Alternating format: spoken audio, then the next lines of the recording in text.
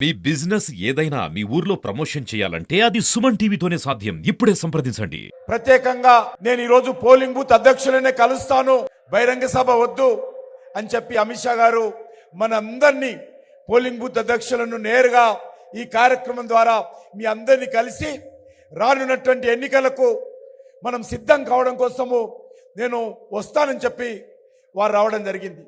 అందుకే ఈరోజు మొత్తం తెలంగాణలోని అన్ని పోలింగ్ బూత్లకు సంబంధించినటువంటి మరి అధ్యక్షులందరినీ కూడా ఇక్కడ ఆహ్వానించడం జరిగింది. ఈరోజు మనకు తెలుసు, వచ్చేటువంటి ఏప్రిల్లో జరగనున్నటువంటి ఎన్నికల్లో దేశంలో మరి భారతీయ జనతా పార్టీ నేతృత్వంలో 400 సీట్లతో మళ్ళీ నరేంద్ర మోడీ గారు మూడోసారి ప్రధానమంత్రిగా హ్యాట్రిక్ సాధించి మరి ప్రమాణ స్వీకారం చేయనున్నారు. అందులో ఈరోజు మన ముందున్నటువంటి ఎజెండా ఒకటే, ఈ యొక్క తెలంగాణలో అత్యధికమైనటువంటి స్థానాలు భారతీయ జనతా పార్టీ గెలవాల్సినటువంటి అవసరం ఉంది. నరేంద్ర మోడీ గారి నాయకత్వానికి తెలంగాణ ప్రజల మద్దతు కూడగట్టాల్సినటువంటి అవసరం ఉంది.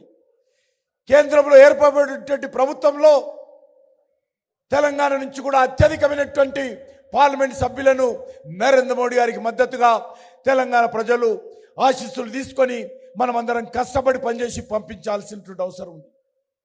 దానికోసం ప్రతి కార్యకర్త కూడా సిద్ధం కావాల్సినటువంటి అవసరం ఉంది. అనేక రకాల తప్పుడు ప్రచారాలు జరుగుతాయి సోషల్ మీడియాలో కానీ ఇతరత్ర కానీ. కాబట్టి మనం అది కూడా ఖాతరు చేయకుండా ధైర్యంగా ఈరోజు ముందుకెళ్లాల్సినటువంటి అవసరం ఉంది. ఇంతకుముందే సోషల్ మీడియా వారియర్స్ మీటింగు ప్రత్యేకంగా అమిత్ షా గారు వాళ్ళని ఉద్దేశించి ప్రసంగించడం జరిగింది.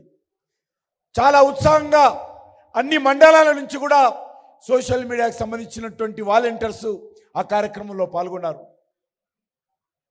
ఈరోజు మనకందరికీ తెలుసు, నరేంద్ర మోడీ గారి నాయకత్వంలో దేశంలో ఏ రకంగా అభివృద్ధి చెందింది, తెలంగాణ రాష్ట్రానికి ఏ రకంగా అన్ని రకాలుగా అండగా నిలబడి గత 9.5 సంవత్సరాలుగా తెలంగాణ అభివృద్ధిలో నరేంద్ర మోడీ గారి ప్రభుత్వము కీలక పాత్ర పోషిస్తున్న విషయం మనం చూస్తూ ఉన్నాం. ఈరోజు ఏ రంగాన్ని తీసుకోవాలి, జాతీయ రహదారులు కావచ్చు, ఎడ్యుకేషన్ విషయంలో కావచ్చు, హెల్త్ విషయంలో కావచ్చు, గ్రామ పంచాయతీల అభివృద్ధి కావచ్చు, మున్సిపాలిటీల అభివృద్ధి కావచ్చు, లేక అన్ని రకాలుగా రైల్వేల అభివృద్ధి కావచ్చు. ఈరోజు నరేంద్ర మోడీ గారి ప్రభుత్వము స్వాతంత్రం వచ్చిన తర్వాత నరేంద్ర మోడీ గారు 2014లో ప్రధానమంత్రి అయ్యేంత వరకు ఏ రకంగా అభివృద్ధి జరిగిందో అంతకంటే మించి ఈ 10 సంవత్సరాల్లో కేంద్ర ప్రభుత్వం ద్వారా అన్ని రకాల సహాయ సహకారాలు తెలంగాణ రాష్ట్రానికి ఇవ్వడం జరిగింది. ఈరోజు తెలంగాణ సమాజం ఆలోచన చేయాల్సిన అవసరం ఉంది. తెలంగాణ వచ్చిన తర్వాత కేసీఆర్ కుటుంబము తెలంగాణను దోపిడీ చేసింది, తెలంగాణను దోచుకున్నది, తెలంగాణకు దగా చేసింది. నియంతృత్వ అహంకార పూరితమైనటువంటి పరిపాలనతో బీఆర్ఎస్ పార్టీ కేసీఆర్ కుటుంబము ఏ రకంగా వివరించిందో తెలంగాణ ప్రజలు ఏ రకంగా గత శాసనసభ ఎన్నికల్లో స్పందించారో మనం చూసాం. మరి ఈరోజు పెనం నుంచి పొయ్యిలో పడ్డట్టు కాంగ్రెస్ పార్టీ అధికారంలోకి వచ్చింది. ఈరోజు కాంగ్రెస్ పార్టీ తన పాత అలవాటు మార్చుకోలేదు. ఈ ప్రభుత్వం వచ్చి 100 రోజులైంది. 100 రోజుల్లోనే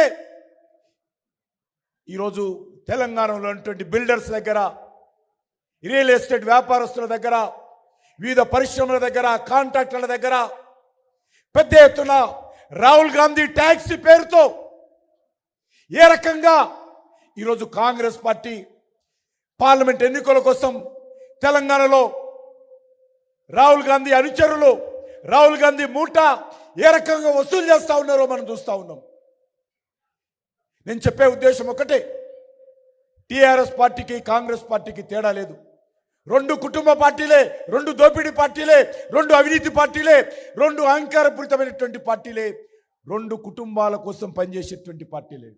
అందుకే ఈరోజు మనమందరం కూడా తెలంగాణలో వచ్చేటువంటి పార్లమెంట్ ఎన్నికల్లో మార్పు తీసుకురావాల్సినటువంటి అవసరం ఉంది.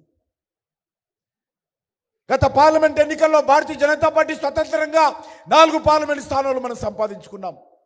ఈసారి ఎన్నికల్లో 17కు 17 సీట్లు మనం ఛాలెంజ్ చేసుకొని ఎన్నికలు దిగాల్సినటువంటి అవసరం ఉంది. ఈవెన్ హైదరాబాద్ పార్లమెంట్ సీటు ఈరోజు పోటీ చేయడానికి భారతీయ జనతా పార్టీ పోటీ చేయడం లేదు. ఈసారి గెలవడం కోసం, అసదుద్దీన్ ఓవైసీని ఓడించడం కోసం ఈరోజు మనం పోటీ చేస్తా ఉన్నాం. చెమటలు పడుతున్నాయి మజ్లిస్ పార్టీకి. ఈరోజు హైదరాబాద్లో ఉన్నటువంటి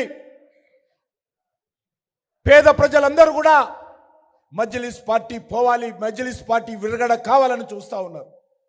కాబట్టే మనం వీళ్ళందరం కూడా కష్టపడి పనిచేద్దాం. ఈరోజు మనకు తెలుసు సిటిజన్ అమెండ్మెంట్ యాక్ట్ ఏదైతే ఇంప్లిమెంట్ కాబోతుంది, అది ఎవరికి వ్యతిరేకం కాదు, ఏ మతానికి వ్యతిరేకం కాదు. విదేశాలలో మతం మార్చుకోవాలని దౌర్జన్యం చేసి ఒత్తిడి చేస్తే దిక్కుతోచని పరిస్థితుల్లో వాళ్ళందరూ కూడా బంగ్లాదేశ్ నుంచి, ఆఫ్ఘనిస్తాన్ నుంచి, పాకిస్తాన్ నుంచి వాళ్ళందరూ మన దేశానికి వచ్చారు.